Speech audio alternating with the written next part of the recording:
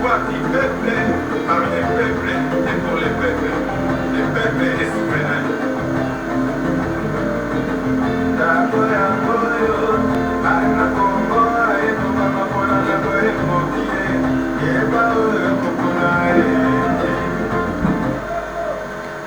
Voilà, merci mingi na bino boso bosi mokala wala na biso lelo na kati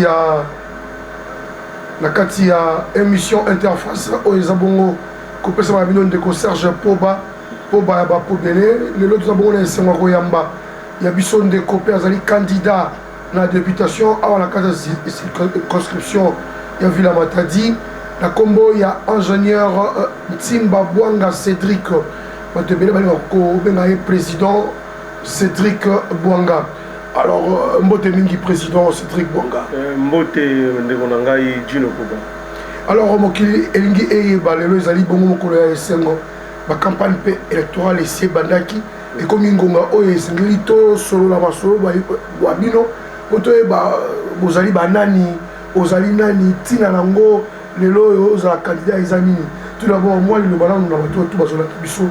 Na pesi mbote na bandeko bazali kolanda ngai disséminé à travers la ville portuaire de Matadi na ba commune nyonso misatu ngai ndeko na bino leki na bino mwana na bino yaya na bino ingénieur Cédric Ntimba Bwanga na pesi bino mbote bipai nyonso bozolanda biso ezala na ba commune annexe bon ezala na ba commune annexe ata eza officiel te mais Chimpi baso village Kinzao bon voilà na pesi bino mbote bino bozolanda biso en tout cas nkolo apambola bino pe mokolo ya eyinga malamu na bandeko na ngai biso mokili balingi bayeba ki e Cédric Bwanga lelo ezali campagne moko na moko alingi ayeba moto akopesa confiance azali nani auta wapi ebandi ndenge nini qui est Cédric Bwanga?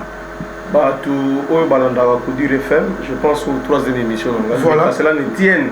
Il se pourrait que les gens bande Gounoussou, Balandi Bisso, Kakasiko, Pe, Malaliboso, Balanda Bisso, Kombolangai, Ntimba Bwanga Cédric, Nazali, Nabotama qui passe, Nzouzi Acha Zonga qui pendant on avait 3 ans. Nazali Mouanaya, fait Jules Nzouzi, Tona Bwanga. Ancien consultant à la mairie de Matadi, ancien professeur de mathématiques à l'ITP Matadi, à l'Itoulou également, a été recruté sur base de concours, voilà papa Nanga, de Madimba, de Mwanda, administrateur du territoire de Madimba, de Mwanda, bourgmestre de commune de Nzanza, il est décédé, chef de division de l'intérieur. Et puis de Maman Imera Simba Mfikula, elle est enseignante. J'ai fait mes études de primaire ici, à Waramatadi, communément à Eltebouklala et Pétouzola, à Baoba. C'est là où j'ai étudié. Après, je me suis envolé pour l'internat à Kisantou. De là, je suis allé à l'Institut supérieur des techniques appliquées, c'était en sigle. J'ai fini. Après, je suis rentré à Matadi, après la mort de mon frère papa. J'ai continué ma licence à l'ISIPA, Institut supérieur. À Matadi, où je suis sorti licencié en télécommunication, administration des réseaux informatiques. Mais dans le parcours Nangai, dans un parlementaire déjà. J'ai commencé comme chef et en maintenance et assemblée provinciale de Louba. Il y a Congo central. Congo central, et puis je suis intendant général de l'assemblée provinciale. À mon actif, plusieurs ouvrages sur le plan scientifique, mais aussi sur le plan technique. Donc j'ai 14 ans à l'Assemblée provinciale comme administratif, comme parlementaire. Mais il s'est fait que nous avons beaucoup participé sur le plan politique également.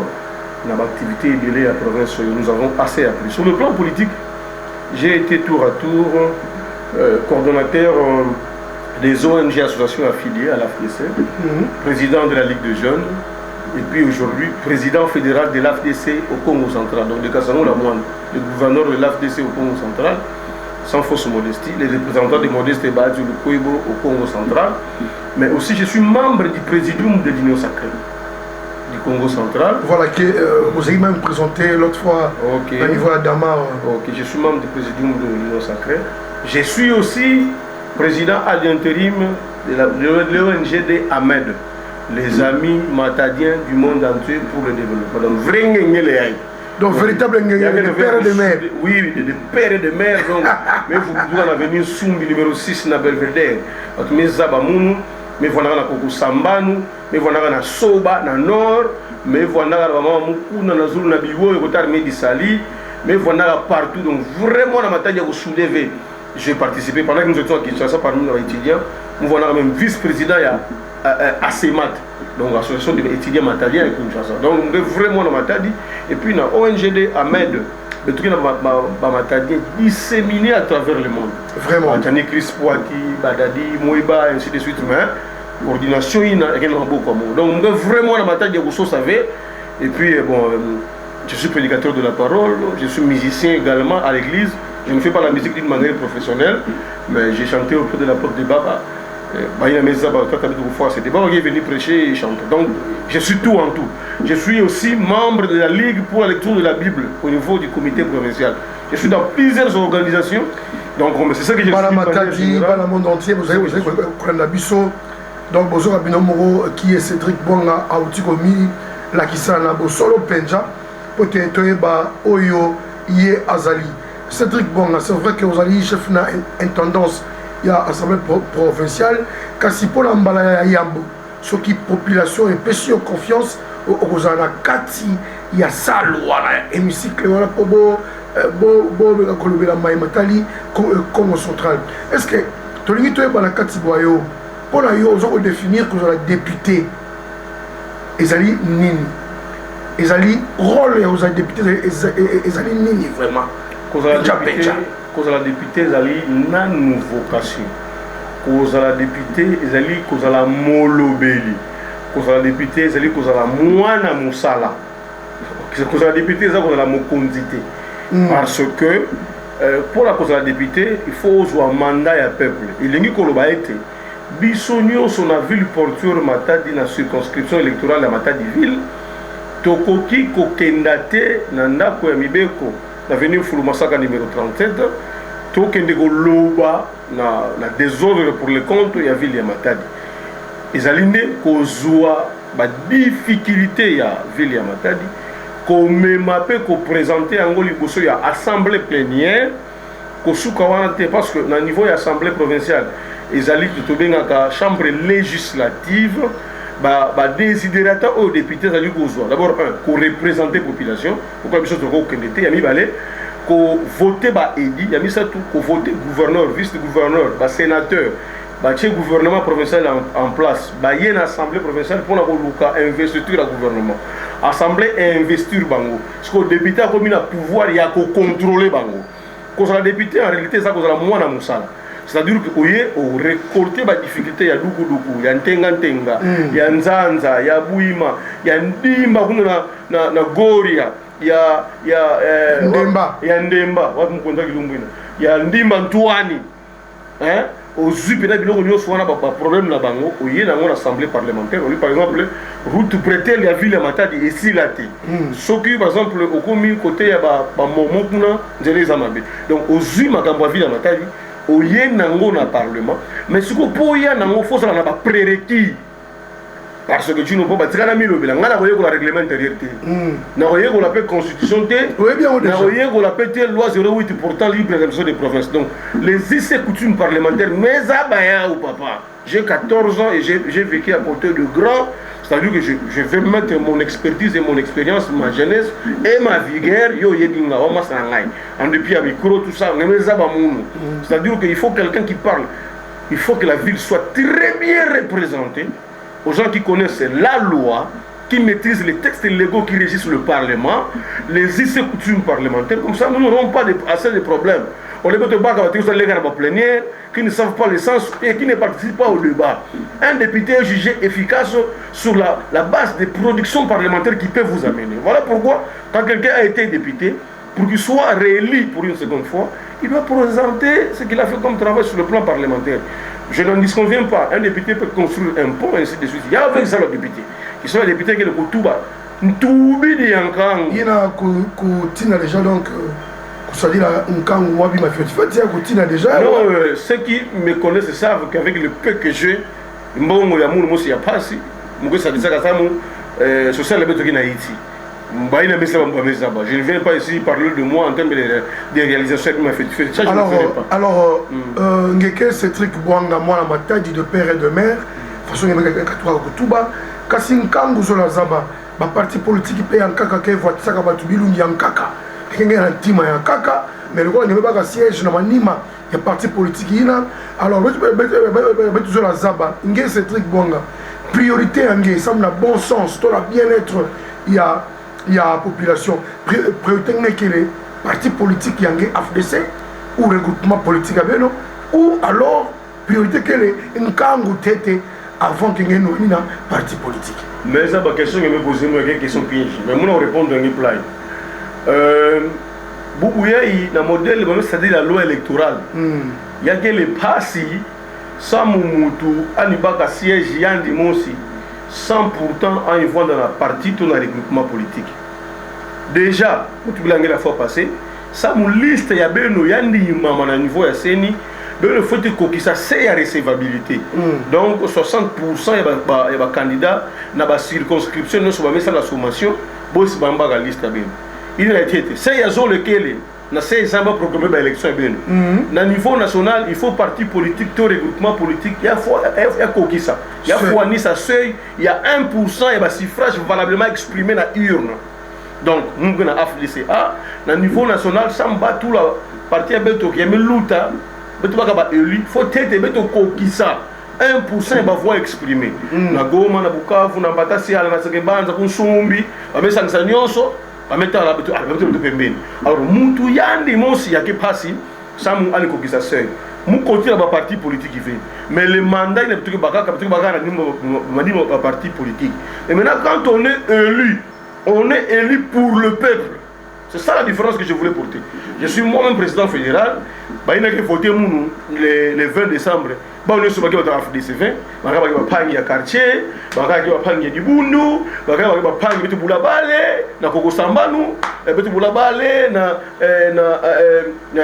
Damar. De Boulabale. Peut-être quelque part. Donc, il y a que effort. Il y a une union qui peut ça comme tout mandat. Quand on est élu via un parti, oui, mais quand on est élu pour le peuple. Vous représentez une population.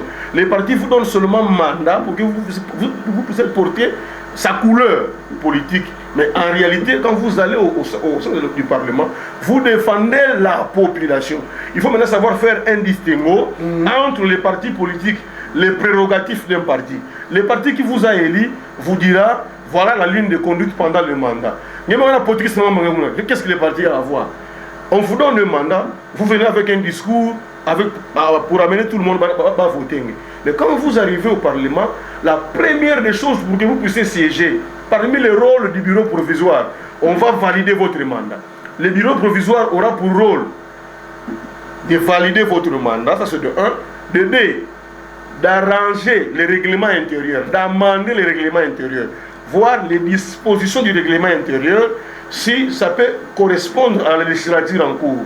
Mais le bureau provisoire déjà va valider le mandat des députés. Maintenant, quand on va valider votre mandat, on ne dit pas que vous démissionnez de votre parti, mais vous devenez responsable de votre mandat.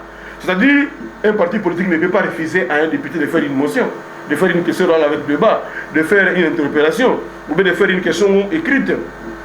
Ce n'est pas un parti politique qui va refuser ça à un député. Donc vous avez votre mandat. C'est à vous, le jour où vous avez votre mandat, de décider de la décision au mandat. Donc c'est-à-dire qu'il faut savoir distinguer. Les partis nous amènent à arriver au pouvoir. Et maintenant, les mandats que nous avons, certes que c'est via un parti politique, mais aussi vous êtes un mandataire du peuple. Vous avez l'obligation du résultat. Et vous devez savoir faire la part des choses. Le parti, c'est un parti, il a ses obligations parce qu'il vous a accompagné, mais le mandat reste le mandat du peuple. Vous agissez au nom du peuple et pour le peuple. Cédric Bouanga, Maloba Ezali, Nkuma Pe Ezali, Mpema Pe Ezali. Bino Bozali, jeune.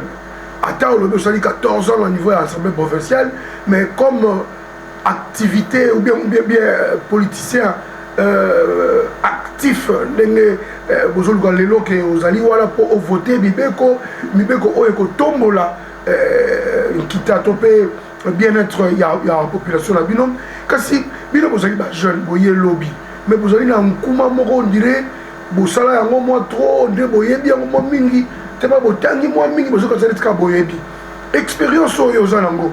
Quel est l'apport que toi tu peux apporter si aujourd'hui si jamais on t'accordait cette chance là d'être lu et là qu'on y a sika oyo moni lokola na législature oyo zali actuelle oyo pendante et que ba salaire en côté ba apport la melanini en quoi le peuple peut vous faire confiance pour vous élire.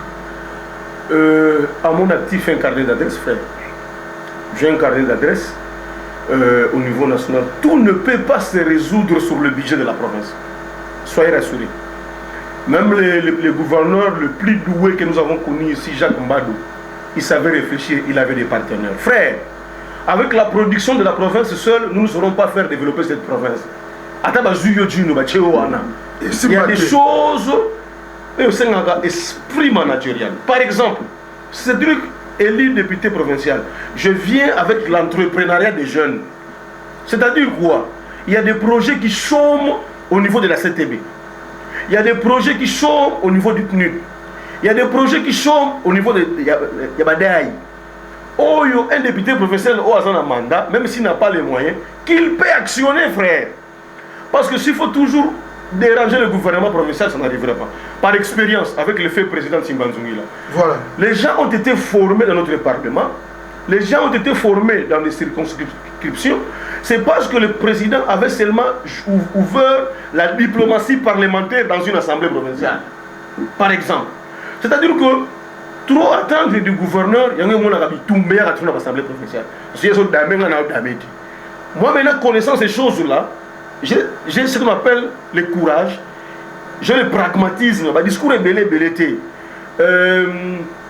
Je ne le fais pas parce que j'ai seulement soif, mais Dieu a couragé. Donc il faut Naza couragé allant dans le sens que, j'étais en train de dire, je suis encouragé allant dans le sens que nous allons vraiment mettre notre jeunesse, notre vigueur, notre carnet d'adresse, mais aussi toucher les partenaires pour booster l'entrepreneuriat des jeunes. Entrepreneur jeune. Parce que qui peut croire dans l'année 97, 96, étudiants au RTM que Dieu nous a le patron de la chaîne de radio et de télévision. C'est-à-dire que si nous sommes petites et moyennes entreprises, il faut booster au bout d'un déjà, moi 50 000 comme ça on m'a dit. Si on a député le rôle en aïe, on se montre en maille. Projet mon cause à na fonds culturel au gros appel moins loco. Na FPI au gros appel moins loco on a pourcentage de Chine. Chef de l'État le bien on a Chine, on a la chef de l'État en Chine. Il a dit ça. Mais pendant ignorance na biso to fané na biso na buima na nzanza to ya to melaka. Mais toujours réfléchir té ngana agien ni na kosana. Ko bousser bato bazana ba capitaux ba o bazana ma coquille. Ngana zana ngopete, ngana zaka molobeli. Ngana ko betaka ba porte wala ko bana mbana ma ba se retrouver. Ba maman na biso ba veuve. Ba frère na biso ba orphelin. Ba prise en charge ça na ba programme belé. Biso ne doye ba rater. Donc ça veut dire que ngai soki na ye outre apport du gouvernement provincial au toko booster bango ba sala mosala. Mais toujours en contact avec ba partenaire o ba ko sunga entrepreneur des jeunes, o le biso ne to kende na port. Mais au gros ça rappelle moi entreprise na yo pe OKI. Donc ngai makambo émission est enregistrée. Soki nkolo na bombo ya suninga, je suis un chrétien engagé. Après na zui mandat yebisanga ya obala ngani na biso tino po bana bakino boye na kokumba baneko ba kozanga kata ba structure parce que tous les autorités na kata ba structure atami balemisa to mine au mona que avancement kozala atana si d'ici pas c'est montunyo sauter mais ça sera quand même important pour moi que na porta qui pour moi na oye mam na zoba oye nga très bien yo am na to fana na oye mam ça pour ça aye ba yo alors voilà donc c'est à dire que je suis en train de dire ce que je suis en mesure de faire. C'est-à-dire que la diplomatie parlementaire, parce que la diplomatie parlementaire, c'est à niveau national. Donc, on est à niveau national, mais puis sur la part de Bachaba Consulat. Bachaba Consulat, la province pour l'année. Pour la diplomatie parlementaire, les professeurs les fonctionner. Même, il y a un bureau dans le Parlement. C'est-à-dire que dans le règlement intérieur, on doit voter dans la législature. Ceux qui ont un mandat. Mais on doit la branche de la diplomatie parlementaire dans la province. Parce que bateau bazar à l'oualaba et pas au moment où il fait masuka saini. Ba créer commission permanente chargée des affaires étrangères na kati et ba commission na bango. tu as 4 commissions permanentes dans l'Assemblée régalienne, PAJ, ECOFIN, environnement, socio-culturel. Et pendant que le professeur n'a pas ça, il y a commission par exemple des travaux publics. Pour la misala nyonso oyo commission permanente, pas temporaire. Ce qui commission en charge des travaux publics et fondé l'Assemblée provinciale. Oyo ba ingénieur ba ko s'exprimer. Bazala en face na bango ministre de TPI pour ministre de TPI ko sangate. Parce que nous avons une division de travaux publics. Excusez. Nous avons une division de travaux publics. Donc, il y a un fonctionnement, il y a ingénierie. Si un ingénieur est en face des ingénieurs, par rapport à cahier de charges, nous avons mon côté, alors mon côté, ministre des travaux publics, par exemple, l'ingénieur. Donc, au règlement intérieur, nous, on va apporter des choses. Nous avons la branche de diplomatie parlementaire, comme ça, la consulat. Nous avons la consulat Libéria. Consulat Angola. Mais c'est quoi? La correspondance nous supérieure dans le Parlement, nous sommes dans l'Assemblée, par exemple, au côté de Congo, Manzakongo, au Bimioke. Donc, ils ont un Parlement. Donc, les partenaires, ils ont un législature ici, les crédits, qui peut être en appui dans la province. Il y a même Fungi là pour en matière de voyage.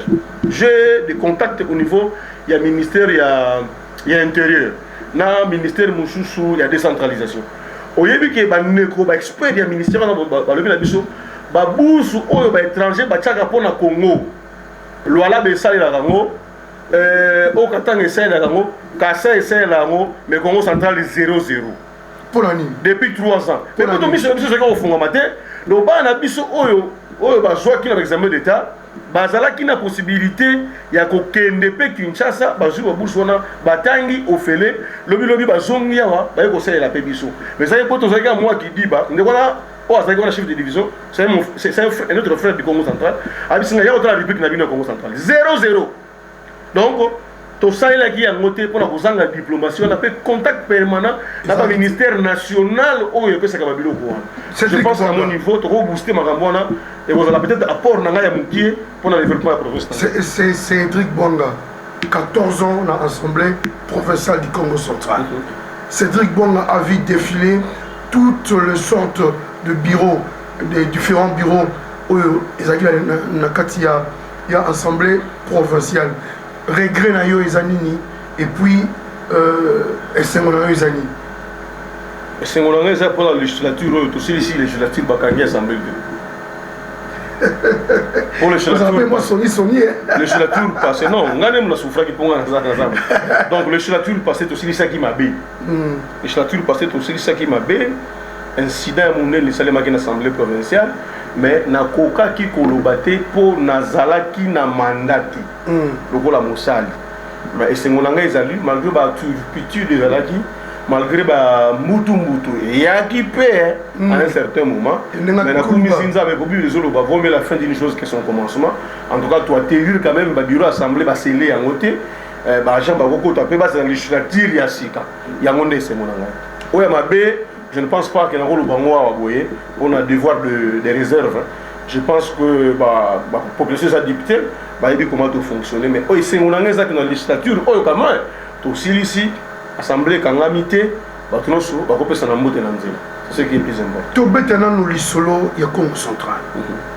Il y a Ozali, candidat, député provincial. Numéro 151. Numéro 151. Sur la liste de AFDC et Ali. Sur la liste, il y a AFDC et Ali. Les lois, il y a autant au Vali Nandako. C'est vrai que les partis politiques, vous allez conquérir le pouvoir. Vous allez manso pour que vous ayez le pouvoir. Et que l'autorité morale, il y a union sacrée.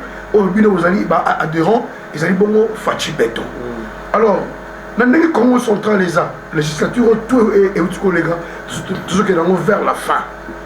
Et là, on a une opportunité pour ça les manango. Mais les députés peut-être distraits ou bien ça accroche qui dans et là, on a une bon, on a eu par devoir de réserve, mais on a eu mais on a eu moi, l'écolo.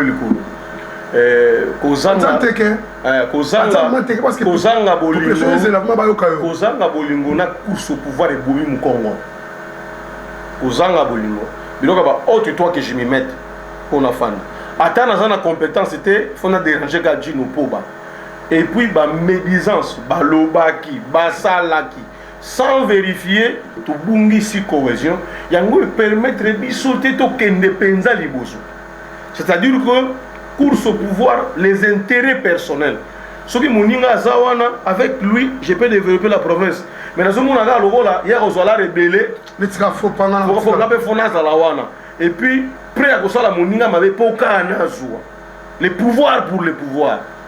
Na pris nyo so ata makila fona zwa kaka. Avec comment to benga nzinunu, maketo, ntimaki mbi. Yangone et kotisi biso, maman va distraction ebele pendant que baninga mususu bazo évoluer. Natana ki na lo là-bas. Na comment on province témoin bolimbisanga. Vraiment. Est-ce que kuna ba député bazate, kuna ba ministre bazate, ba promesse zakate, parce que c'est développer ndengeni. Maman wana tongi ba bâtiment, tongi ba ministre central hydroélectrique, a tongi ba aéroport, papa. Ils ont peut-être un problème wana. Mais pour nous tous au Canada, nous continuons soit à pouvoir dire que baïba. Ce qui bolingo exacte cohésion exacte, ne c'est qu'à ça va projet de développement pour battre la kitina. Kangango, on a pas Congo central baïba. Et puis, nous avons lancé appel, nous sommes chrétiens. Ba nzambe no subazo kangai, ba wa sana moralité à malam. Mutu na sambila avec la moralité yimbi ko personne ne veut mandat. Parce qu'à l'Assemblée provinciale, c'est aussi question de la majorité. Au Royal tu peux venir avec tout ce que tu veux, mais tu seras minoritaire au caca. Donc tu peux avoir de bonnes idées, c'est la loi de la majorité. La démocratie est aussi définie comme la dictature de la majorité sur la minorité. Donc tu peux avoir de bonnes idées pour développer la province. Mais si tu es minoritaire, si tu es minoritaire, tu ne sauras rien faire. Voilà pourquoi dans cette législature, il y avait aussi des très bons députés, mais qui ne pouvaient plus s'exprimer, même sous la canne de souté.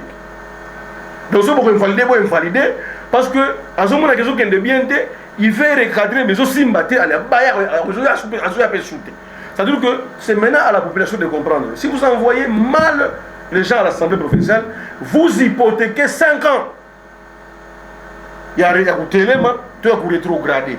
Donc voilà pourquoi, en depuis, il y a Onio Soboko en termes de qualité, au polo, au los, au ni, tu as la paix moralité, au tin dans parlement, parce que tu auras hypothéqué 5 ans et vous n'aurez pas si pauvre. Moi je suis chrétien. Bible si les fondements sont renversés, les chrétiens, le juste que fera-t-il? Et la nation est bénie quand il a les saints au niveau de prise de décision. Quand vous envoyez, excusez-moi, moi je suis chrétien, quand vous envoyez, bon, vous comprenez. C'est vrai que le pays est laïque, mais le chef de l'État, pour confesser sa foi chrétienne, à solitaire, à l'église à Foucault-Maranaï. Donc moi je suis chrétien. Ici, j'appelle les enfants de Dieu à voter pour les enfants de Dieu. Les gens qui sont convaincus de l'esprit pour changer les décisions au sommet de la province et dans les assemblées provinciales et dans les organes délibérants. Quand vous envoyez plus de saints, lorsque les saints se multiplient, la chambre est calme, on ne votera pas de loi qui enfreint à la moralité. C'est donc ça mon combat. En tout cas, les chrétiens c'est très bon.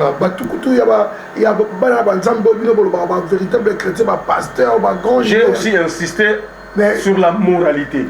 Quelqu'un ne peut ou ne pas être enfant de Dieu, voilà. Mais il a une bonne moralité.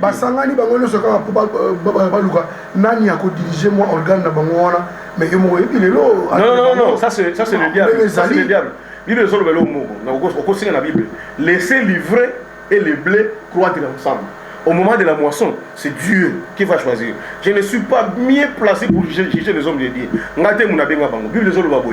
Qui êtes-vous pour critiquer un homme de Dieu? Avez-vous siégé au conseil céleste? Donc moi je n'ai pas un jugement contre les pères de la foi, dans la foi. Moi mon problème c'est d'observer la parole et d'évoluer. Si par leur prédication je peux me convertir, tant mieux. N'importe quel débat on a été. Mais moi j'insiste. Envoyer des gens qui ont de très très bonnes moralités au Parlement. Parce que moi j'ai vu des députés pisser dans une salle de plénière. Casser les tables. Ça je ne peux pas admettre, frère. Ces histoires ont été achetées par l'argent des contribuables. Toi tu as été envoyé pour casser les tables, pour pisser dans une salle de plénière. Ça ce n'est pas la moralité, mais c'est l'immoralité. Voilà pourquoi je dis, même si ce n'est pas moi, mais les gens qui ont la moralité pour que cette province puisse se développer. Les gens qui ont la considération et le respect mutuel. C'est tout bon, population ba tuninga na tunayo ndenge ozoloba makambo ya kitoko bongo eza démagogie to ezala parce que makambo yango pour moi verbe yali lelo ozoloba ozala pour ça ya moralité Maintenant, comme à niveau, il y a ce qui est le peuple peut sur confiance. Comme il y a membre, quand il y a parlement, comme il y a un beau voteur, gouverneur, bateau, Kumba, Congo central pendant 5 ans pour le développement Congo central. Mais vous voyez plus, vous voyez plus, Madame Bino Morobo vivre, comme il y a un bon, 50 000 $, 100 000 $, on a jeep normal. Maintenant, comme un député comme il va avoir un mystique, parler comme on a un balamoko, voilà, on est où wapi. Est-ce que Bino Ben Nene est-ce que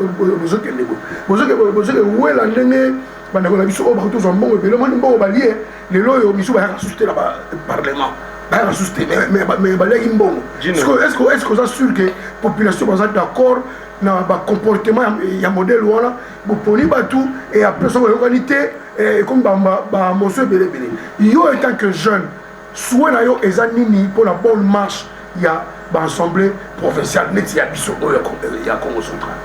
Dino Poba, je pense que, bon, ils n'ont pas si pour la commune, mais au Yébingandego, nous avons merci dans le colo pour appeler ça un minimum de vie. Nous avons merci dans le colo. Moi minimum de vie, ça va être 3 jours pour te dire à Inzo. Attends, vous y avez la boule à massa.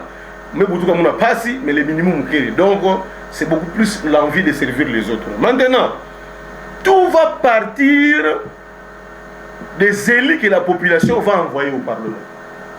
Lorsque les prémices sont fausses, papa, donc sélection à peuple. C'est la population. Ce que j'étais en train de dire au début. Si la sélection est mauvaise dès le début, en tout cas, ne vous attendez pas qu'à la fin, vous puissiez avoir une assemblée de cohésion et ainsi de suite. Mais si vous envoyez les gens qui ont de bonnes moralités, vous ne pouvez pas aller dans le bon côté, mais alors, il n'y a pas de problème. Maintenant, comme l'élection du gouverneur passe au second degré par les présidents, par les députés provinciaux, c'est à ce niveau-là aussi à la population de voir. Et comment on va facturer pour l'élection du gouverneur Chino. Ils ont la géopolitique, ils ont la côté de parti politique, ils ont représenter l'Assemblée provinciale. Et ça m'a belé au bilan de souhait baraté dans les bandes. Yo yebi comme journaliste, mais population foué baka. C'est-à-dire que pour par exemple le gouverneur, la province ils ont le principe moi ma kuguma tat. On a bien monsieur président de l'Assemblée, botika ancien district oyo ils ont par exemple le gouverneur ou vice-gouverneur pour tenir sur base à la représenter. Pour ça l'équilibre. Si quoi ça la question du principe wana est simité. Et que bateau il fallait qu'il passe au basuité. Attends, mon ingénieur ça là bien. À quelle opposition? Le temps que même on trouve on n'a pas ça là. À comme on banga monsieur comme il y a parce qu'il y a aussi des morceaux de ventre. Nous on a bien à créer un plan pour bien le chocho a fonctionné. Et on a besoin tout part de la moralité. On peut pas comprendre qu'il y a bien été. Bateau mususu, on a les Camerounais qu'on a membre du gouvernement. À qui n'a pas bien le chocho est simité à bi, c'est la seule question dans la vie du bas. Donc, on a un règlement de compte. Ce n'est pas lié au travail, mais quand on a un pour rendre mon amaïba compte. Ce qu'on a un naïbi en Dino. Ce qu'on a côté, on a un bandara wana. Il y a une caméra chaque jour. Au moins que, on a un lié dans le parlement. Mon gars, on a un retour, dit baba veille. Moudi baba veille. Mais ça va règlement intérieur de l'Assemblée. Ce que je dis, je vais amener mon expérience, l'expertise. Et puis j'ai vécu à côté de tous les présidents des assemblées qui sont passés par là. J'ai eu des grands présidents des assemblées avec un niveau élevé. Donc, c'est pour vous dire que tout partira de la sélection de la population. Si la population sélectionne très bien les députés, et quand les députés arrivent à l'assemblée, c'est ce que l'administration de l'assemblée fait. Il amène ses députés. On a tige, dosé. Maintenant, vous n'avez pas code et bonne conduite et agent de l'État. Parce qu'un député, dès lors qu'il a les mandats de l'État, a combien d'agents de l'État? Donc, il y a des voilà pourquoi tout dépendra de la sélection des députés. Ceux qui vont être des députés, à l'Assemblée. Ceux qui vont être l'osso,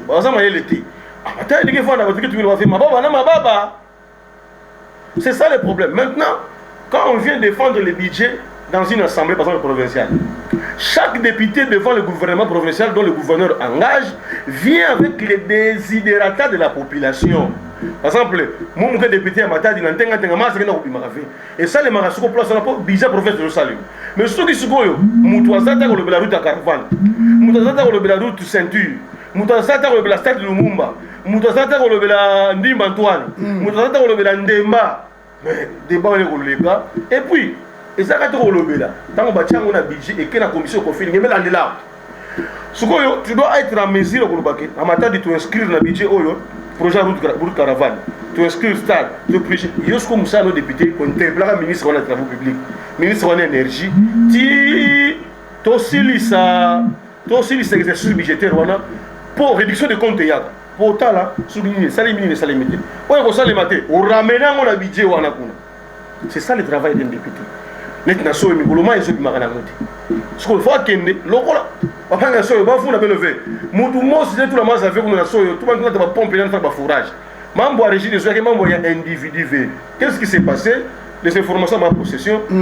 Ah, on a vu la Matadi, Herba Salaka, Chine, il y a un nombre de personnes qui vont vivre dans la Matadi. Maintenant, il y a eu démographie, il y a un ngolo. La pompe, il y a l'électricité, la station de pompage. Je suis ingénieur de formation. Il y a un masse, il y a même une puissance fiante, ça, la démographie, même le projet sous à Pedro, il y a fois en avait parce que il y a une partie. Ce n'est pas le projet d'une seule personne, non. Même le gouvernement provincial, il faut qu'on soit en partenariat. Et puis la régie des eaux, il y a qu'une entreprise publique. Quand le gouvernement provincial vient en appui, il y a un appui, il y a un facture la population. Est-ce que ça va faire? Non. Maintenant, les députés doivent faire un distinguo entre toute la pression. SAMU, l'État, entreprise au niveau national. Donc, un député provincial doit travailler normalement en relais avec le député national. Là, c'est un soutien en termes de compétences, mais le député national peut interpeller les DG de la régie des eaux à l'Assemblée nationale. Il y a où le député provincial national, les zones arrivées. Ça mon intérêt à Kango. Donc, c'est pour vous dire que moi, il y a quel discours à prendre avec moi, je n'ai pas encore 50 ans, je suis trop jeune. Donc, je suis dans le pays, j'ai la facilité, il y a qui savent la bêtise, ça va sans mandat. Mais tu vois, ça y a des gens qui savent la mais sans mandat. C'est truc bon gars. Autour de moi, tu te quoi. Ngaï vraiment, depuis la Zaboui, on a eu solo que moi, au forum, moi, député provinciaux, moi, si j'ai mon problème, il y a la population, moi, je vais faire fort au niveau de la province. Mais je vais transmettre si j'ai un député national ou un Congo central pour continuer ma. Et ça, peut-être qu'on va médiatiser à tout. Bon, ce qui est Salema, et Salema, je dois être sincère, hein? Je dois être très sincère. Je prends le cas le plus récent. Il est candidat comme moi, mais c'est un frère, je vais citer son nom. Ndegonabiso moko bakangama ki ba pêcher. Ah, on a moins. Tant que vous pêchez, vous avez comme na côte ya Gabon. Tant que vous na côte ya Gabon, ba marine gabonais ba kangi bango. Pour ba identifier qui bango bien té. Tant que ba kangi bango, ba tche bango na prison ya Gabon. Mais ba ça ba to Mwanda. Dossier wana et une assemblée provinciale. Mais ce qu'on dit, assemblée provinciale, il y a une diplomatie parlementaire. Voilà. Ah, conseiller à Gabon, exacté. Des bureaux d'assemblée et comme les bureaux de Sénat et comme les sénateurs Nabiso.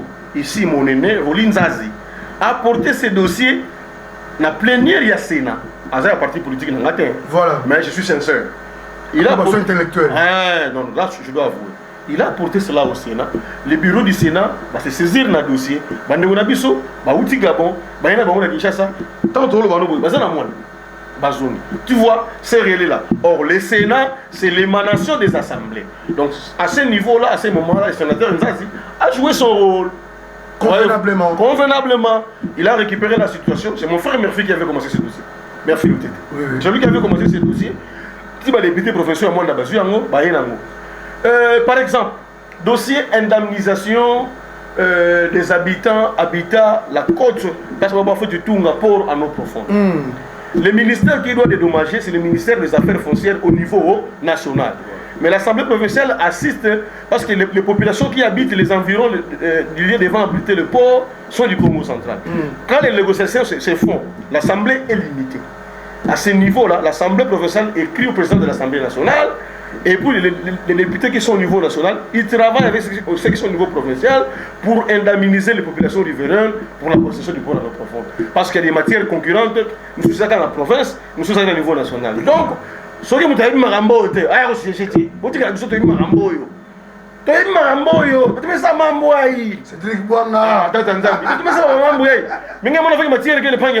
dès qu'on a eu avant que tu continues, parce que vers la fin, bien sûr, mais dans la personne, nous 3 minutes. Je veux dire 3 minutes au Bimano Libanda émission. Pesa aujourd'hui la 4 boyaux. Avant que tu continues, bien sûr. Sur la solo, il y a candidature na yo. Sur la mouvement bien. Panza vraiment teke population tout va comprendre où on a candidat numéro combien il y a parti politique ni bien que tout bien au moins l'icolo la question 3 minutes panza teke ba panga moyo matali bana mbanza ya ke diambu ya nkumba wapi basikila ga nkumba nge ya ke pasi ngekuza tubila matadi kanangeza ba ya motive matadi ya bana matadi muzo la contre na tribalisme mais ça mna ku représenter nkangu ya bwala ina ngefoti zaba ya mbote mbote awa ya kediambu ya nkumba beto matadi mepesa beto nyonso beto metangi la awa bansene beto ke awa mumu la kutukilumbuna mutubuti sama beto sama beto butuka mapasa ya kele kadiambu ku voter mutu ve mais kana ngena ku voter mutu nimepesa niveau il faut nge se reconnaître na kati na yandi ngetu bake ngema kana manda ina mumu tu pesa nge yawo yake fonda kisi ngema pesa mutu manda anebi mape yake pesa ngetu bokla ka redevabilité na candidat ça mu en entretenir base ça mo ni bene faut voter mu bene voter mu nu ça mu melongoka mu kena capacité na nzailu na nsa ya ku représenter bwala ya pe mu banga ka fe mon gars carnet d'adresse mais ça va place ko kota place ko ningisa kana na façon ya normal officiel mais baka ban kakarakani mon kwenda tena officieuse sa munu ani na nkango yayi tata munu butuka awa mama munu kubutuka awa kaka munu bakatwa na bwana tata munu mama munu kubutuka awa bakatwa na nsumbi kufumba kutseki mbanza donc vrai mkongo et puis mon gars facilité ko manipuler langue nyos kana kintanu ko kwa mu iko ka munu. Donc, mes zaba autour de lui, donc je n'aurai pas la facilité de vous défendre. Comment? Je n'aurai pas de difficultés pour vous défendre. À part ça, mon aboulomba voix ya beno, ça mon représentation de qualité. Parce que vous avez le député provincial qui a dit ça le tas pour représenter, pour voter, n'a pour contrôler. Beno pesa mon voix, ça mon représentation de qualité. Parce que dans l'Assemblée provinciale, il y a des débats. Les débats ont des bas étages, les débats ont des qualité. Ça, le débat de qualité, il faut avoir une compétence, ça, le débat de qualité. Ben, le pays, ça, le suffrage, ça, la représentation de qualité, ça, le team de Mababa, qui sont pour, qui sont contre, qui s'abstiennent du Bogo na Zulu. Position élevée, ça, le élevé. Mon candidat, ça, mon représentation de qualité. Mais ça va passer à boire la yaï. Mais awa, je suis matadien de père et de mère.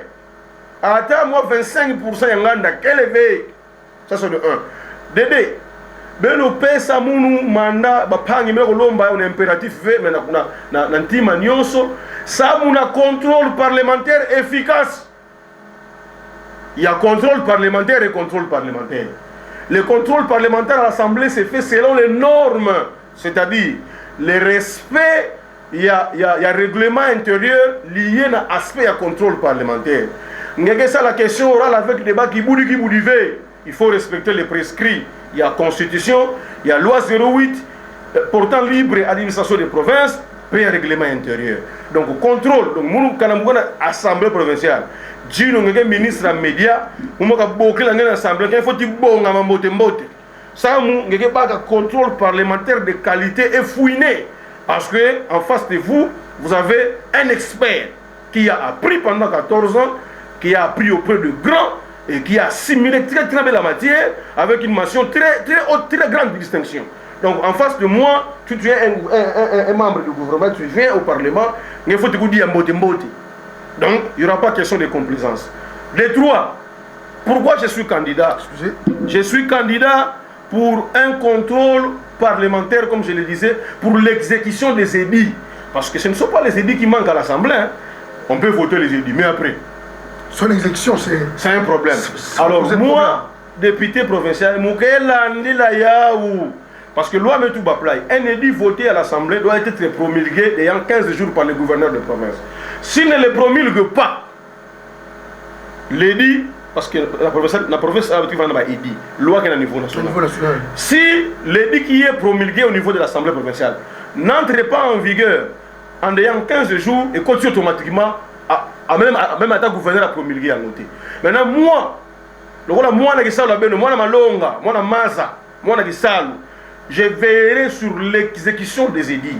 Mais aujourd'hui, dans le Parlement, les édits qui sont beaucoup plus votés et promulgués, ce sont des édits budgétaires, parce que ça vient de la province. Mais les édits ayant comme source, bon, ça peut être aussi des projets d'édits qui viennent du gouvernement central, mais des édits qui ont comme source les députés Jean Mouki. Parce qu'une assemblée est jugée efficace en tenant compte des édits votés. La législature passée a plus voté des édits que cette législature. Pourquoi? Parce qu'eux, ils ont eu 12 ans. Ils ont plus voté des édits que cette législature ici. Mais non, ni l'été, problème avec on pouvait aussi faire mieux. Alors, chaque député est libre de venir défendre son bilan ici. Moi, je n'étais pas là comme gestionnaire, je n'ai pas géré.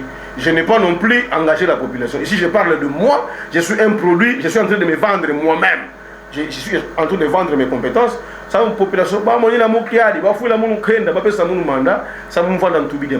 il y a plusieurs opportunités qui sont passées devant nous. La seule chose qui nous a empêché d'avoir ces opportunités, c'est parce que nous n'avons pas un mandat électif. Toi, tu connais de quoi je parle. Donc, population de Matadi, nous rappelle ça mon confiance, mon décevoir la bénéfice. Et puis, fort de mon expérience au Parlement, je sais ce qui fait en sorte que le député va se battre dans le Parlement. Au second, jouer à mettre un cordon ombilical de la population. Par rapport au téléphone, il y a un basouté. Et puis, au salaire de 4 ans, au combien de 4 ans et demi, au sommet de la population, c'est-à-dire que c'est comme ça que ça fonctionne. Maintenant, même après ça,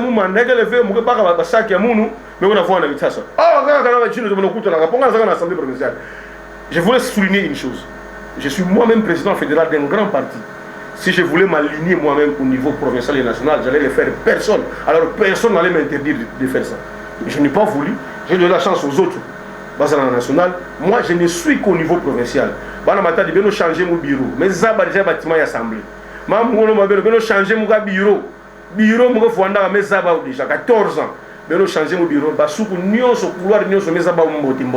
que je demande au Matadien. Les autres viendront quand ils seront élus pour découvrir l'Assemblée. Je connais l'Assemblée provinciale très bien parce que j'ai géré ces bâtiments. Des détails sur ta candidature. Vous êtes candidat numéro combien? Vous allez dans la députation provinciale de Oduroloba. Pendant que vous avez commis vraiment dans ce cas. Bana Matadi, mon candidat numéro 151. 151 dans la liste de regroupement politique AFDC et alliés. Alliance des forces démocratiques du Congo et alliés. Regroupement cher au sénateur Maurice Tebati Rukwebo. T'as l'air rien. Kirou Mungé qu'on a voté. Bon, en ma qualité aussi du membre du présidium de l'Union Sacrée et parmi ma personnalité retenue dans la ville Matadi numéro 001 dans la liste, ça on a la campagne chef de l'État Kumba Mungévan. Nous, n'a pas gagné. Donc nous avons voté. Et nous avons présidentielle voté le mot Fachi Bezona numéro 20 de la campagne électorale Ginopo. Allez-y. Alors, comme la députation provinciale, nous avons le numéro 151. Donc, nous avons une comptabilité dans la machine à voter. Nous avons une machine ça nous avons une tsuka. Hiki ngé sala. Ngé mona ba chiffre mo se mettre dans na yiti van. Boulanga 1 niema boeta 1 5 1 ngé mona la di van mo se mettre bivana. En ne voit ta chemise à pembe na cravate ya jaune. Bunamunu Timba Bwanga Cédric. Belle façon que tu na boala ya iba Timba ke vana na Congo central. Timba Congo central. Ngé mona Timba Bwanga Cédric. cravate ya jaune, chemise ya pembe, veste ve mo nsumba veste keleve.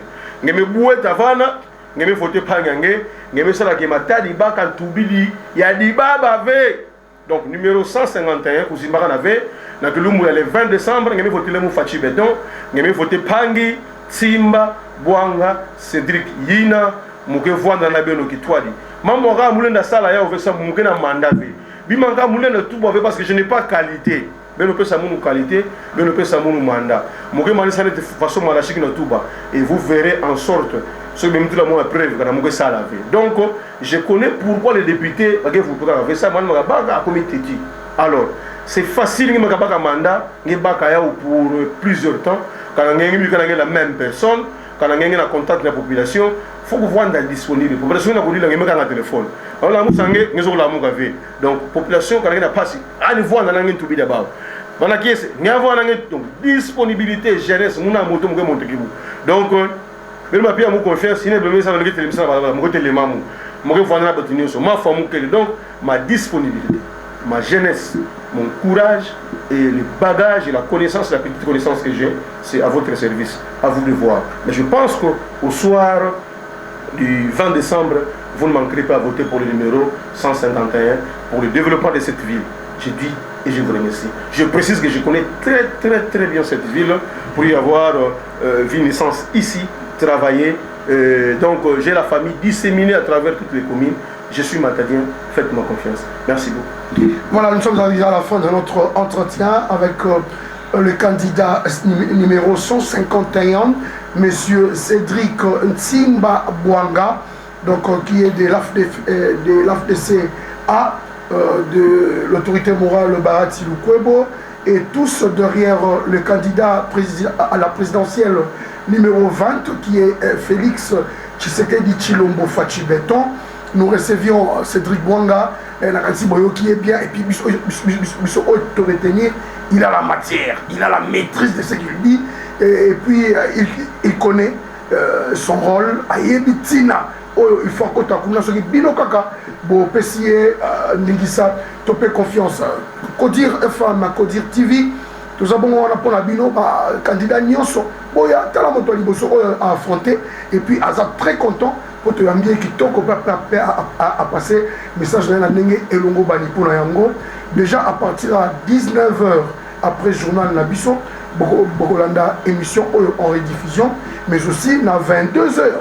Kakaya Lelo, Bokolanda l'issue sur rediffusion, il y a émission Oyo et na 0h également, Tourlanda émission Oyo en rediffusion, mais aussi demain à 8h30, Tourozala Bongo Pekolanda.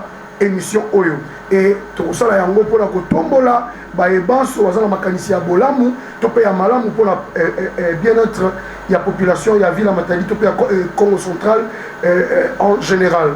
D'ici là portez-vous bien. Moi c'était donc Serge Poba qui vient de recevoir notre candidat numéro 51, candidat à la députation provinciale du Congo central, circonscription de Matadi. Okay. Voilà, donc Bandeko, Mboko Nabino Yangoyo, Monde Nabino Yangoyo, Bato Baza sûr que Bakoleka, To Balingi Baleka, tout le monde a Kodir FM, Kodir TV, Masolo Eza Kitoko, il n'est pas moukété, il n'est pas sakanati. D'ici là, portez-vous bien. Merci na Bilili pour tout ça, bon direct, na Facebook. Tout ça, bon, la YouTube, tout ça, la télévision, la Bisson, et tout ça, en direct, na Kodir FM 107.8 MHz. Mais sinon, Kodir TV, bêta, 245.25 MHz, les SICA, fréquence, la Bisson, la télévision, et Zali, donc, la temps qui est d'ici mercredi, tout ça, bon, lancement pour nos premières images, il y a Kodir TV.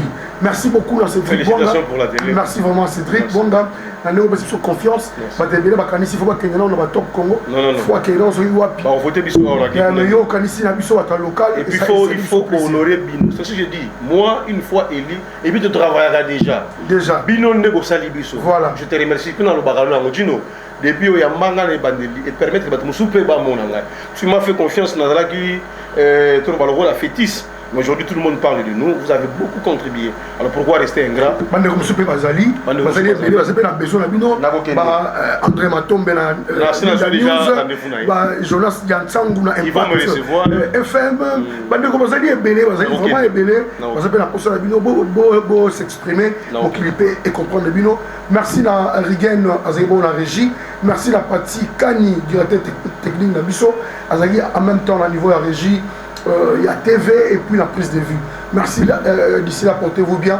Rediffusion, bon raté en haut, bon landango, pour te passer temps pour la candidat la biso, ba yokana, ba loba, ba yebana, ba tout va comprendre. Merci beaucoup. La démocratie, voix du peuple, par les peuples et pour les peuples. Les peuples expriment.